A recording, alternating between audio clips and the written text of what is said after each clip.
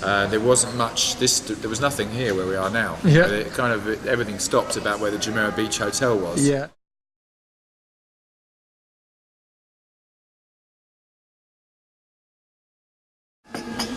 I'm Vice President and Managing Director for Harley-Davidson Europe, Middle East and Africa. Okay.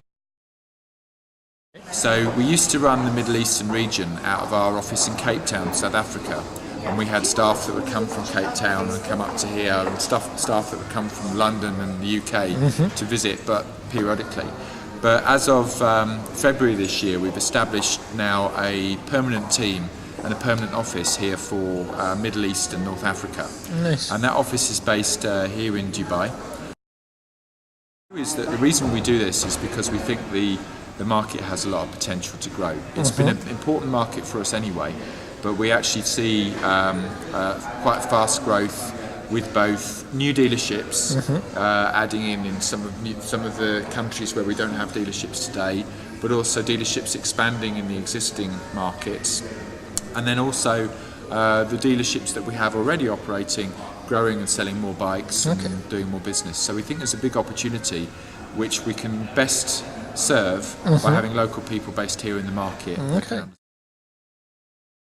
But the best selling bike we have at the moment, and that's true in the Middle East or in Europe, it's the same, is a model called the 48. You know, it's just such a cool looking bike. The design of it with the small fuel tank looks really custom, really iconic.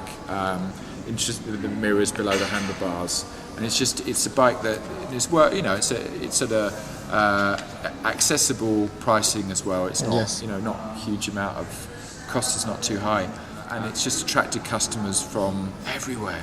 We're just selling so many of these bikes, and we can't get enough of them. It's, if you want one, you have to place an order and wait at the moment.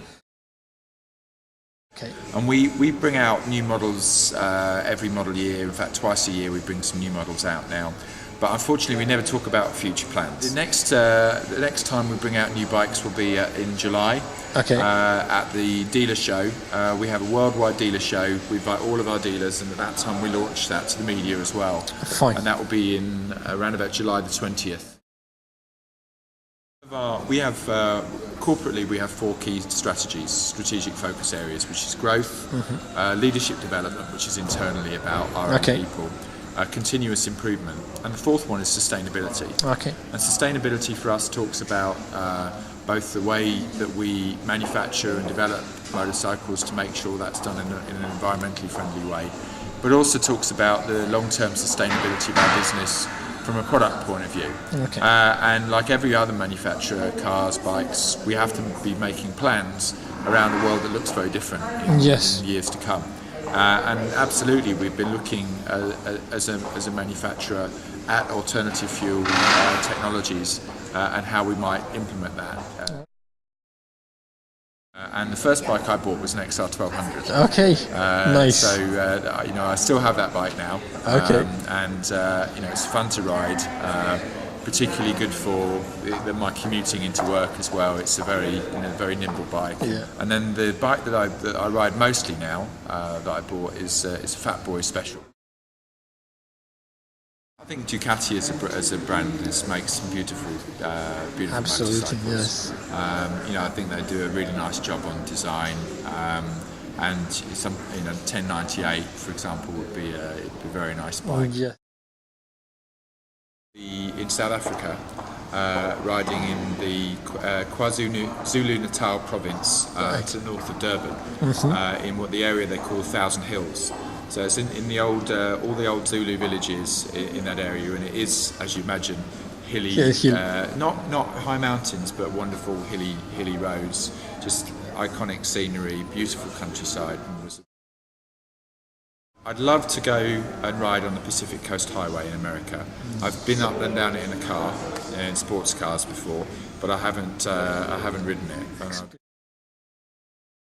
It's very interesting, isn't it? I mean, I think you look around the world and the development of motorcycling in some countries, in some of the emerging markets, is at such an amazing rate that it just blows you away when you see the numbers. And for us at Harley, clearly we're not selling into a utility bike market, we're selling a leisure product that's about a lifestyle. I would certainly like to see the governments thinking this through more, because motorcycles as part of an integrated transport policy are a very important part of city. If you've ever been to the city of Barcelona, you'll see that city would grind to a halt if it wasn't for people using bikes.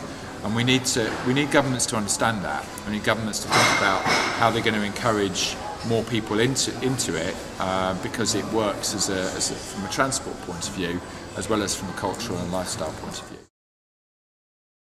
Thank you very much. Pleasure to meet you, Dimitri. I wish you every success with your business. Thank you.